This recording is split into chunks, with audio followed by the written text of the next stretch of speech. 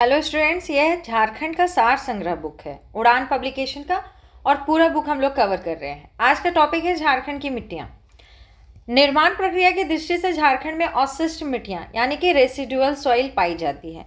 झारखंड में आधारभूत ग्रेनाइट व नीच चट्टानों के अनावृतीकरण के परिणाम स्वरूप लाल मृदा का विकास हुआ है, जो झारखंड के अधिकांश भूभाग पर विस्तृत है।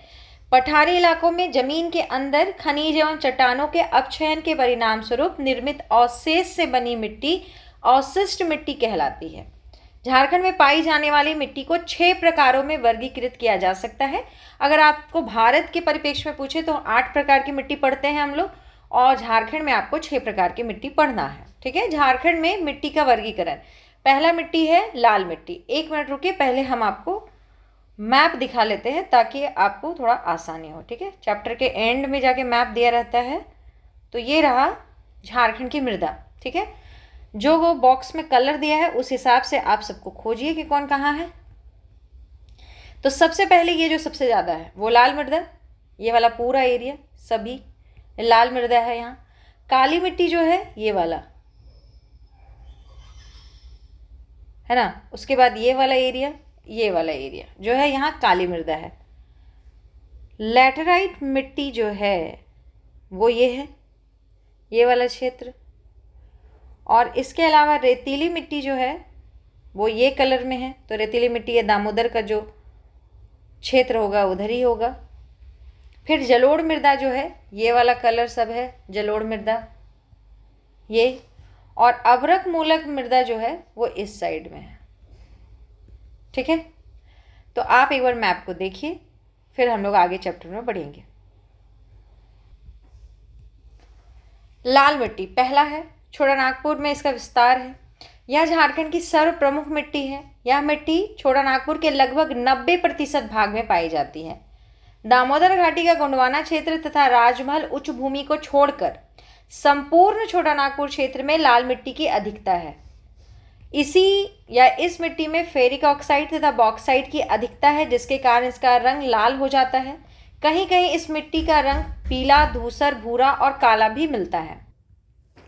राज्य के हजारीबाग व कोडरमा क्षेत्र में अभ्रक मूलक लाल मिट्टी तथा सिंहभूम व धनबाद के कुछ भागों में लाल काली मिश्रित मिट्टी पाई जाती है।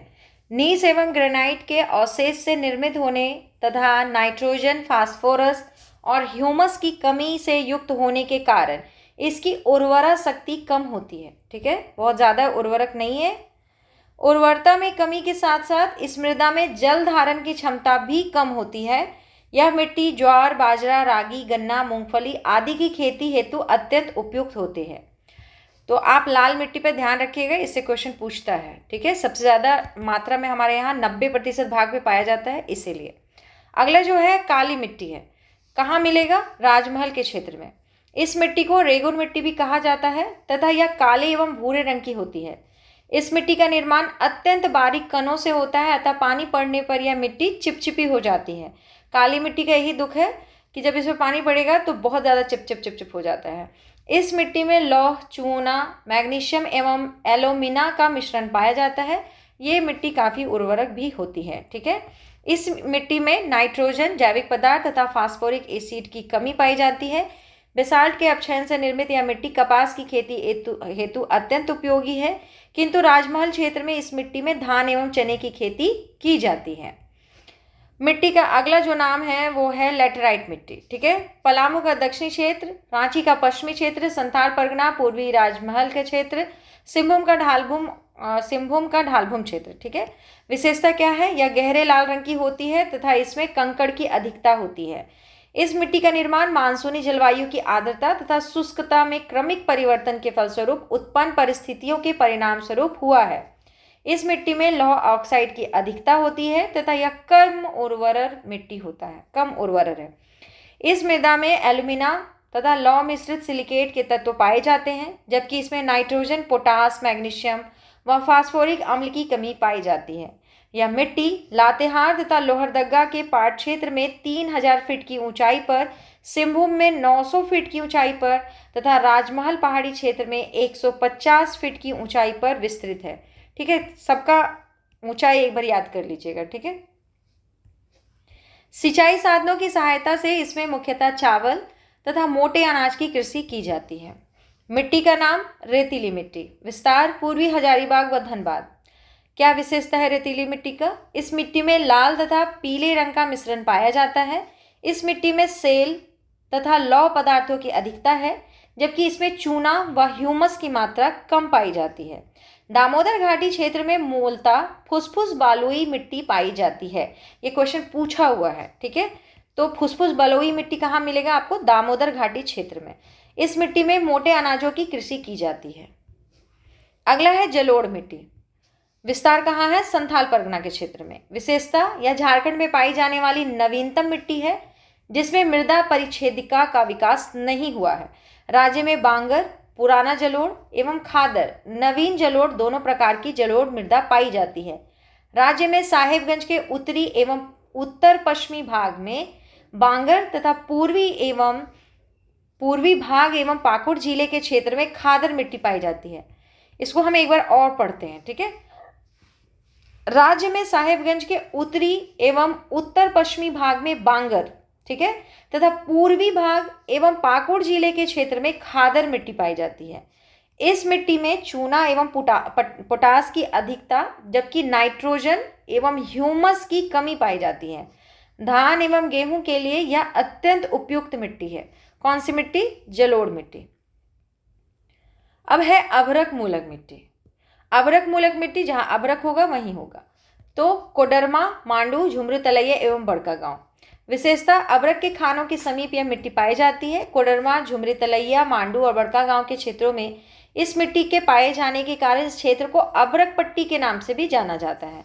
इस मिट्टी का रंग हल्का गुलाबी होता है तथा कुछ स्थानों पर नमी की कमी के कारण इसका रंग पीला भी होता है। और जो अभ्रक है इसमें घुल मिल जाता है और छोटा छोटा चमकता है, ठीक है। मिट्टी देखिएगा तो उसमें हल्का हल्का कहीं कहीं चमक सा दिखाई देगा, वही अभ्रक रहता है।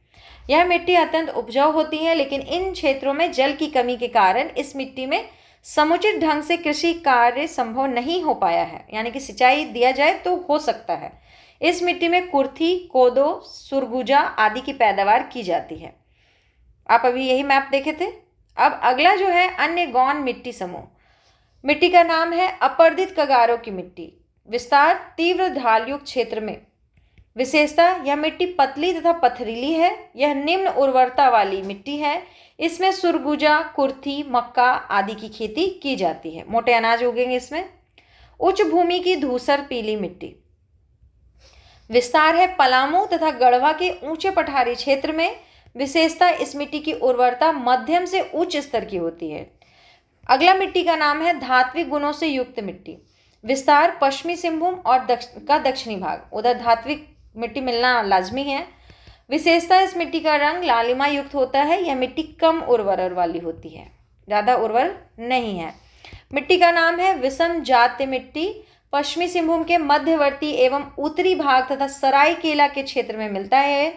विशेषता है, यह मिट्टी विभिन्न मूल के चट्टानों के अवशेषों के मिश्रण से निर्मित होती है। उच्च भूमि में इसका रंग पीला तथा निम्न भूमि में काला व धूसर होता है। इसमें मध्यम स्तर की उर्वरता पाई जाती है। बहुत ज़्यादा उर्वरक नहीं है, बहुत कम उर्वरक नहीं है।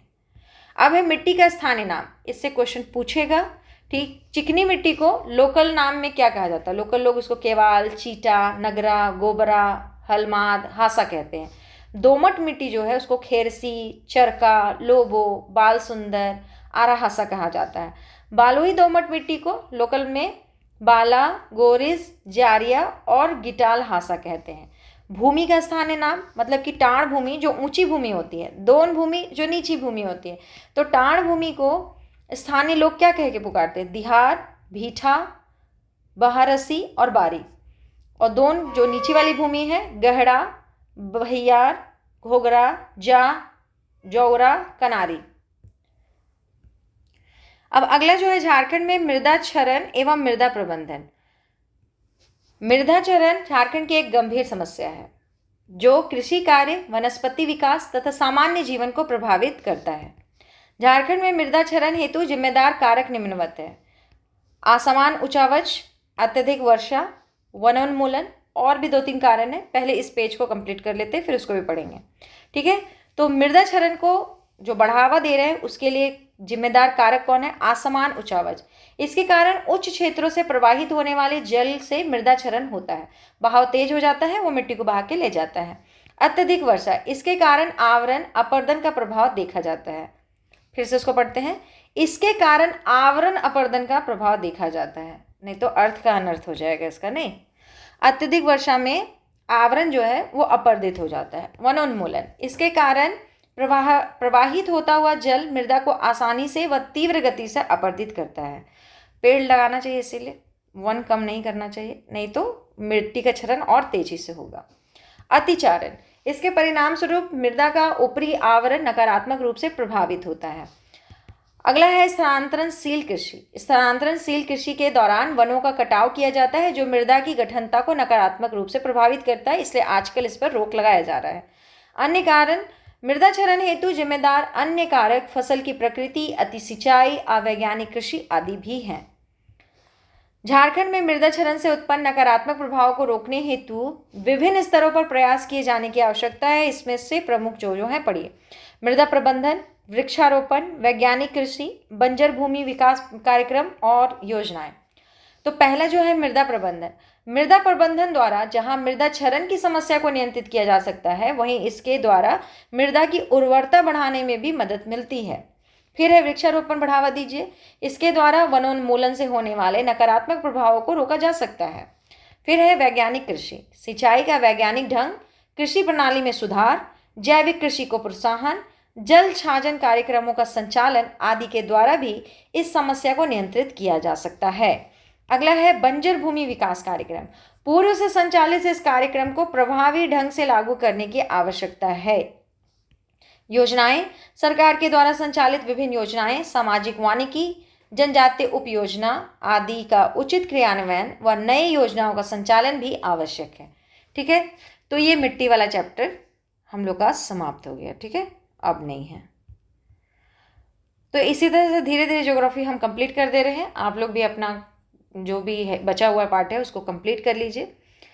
लास्ट समय आ गया है एग्ज़ाम का। अगर बहुत ज़्यादा एंजाइटी हो रहा है तो सुन करके भी आप इसको कवर कर सकते हैं। ठीक है, धन्यवाद।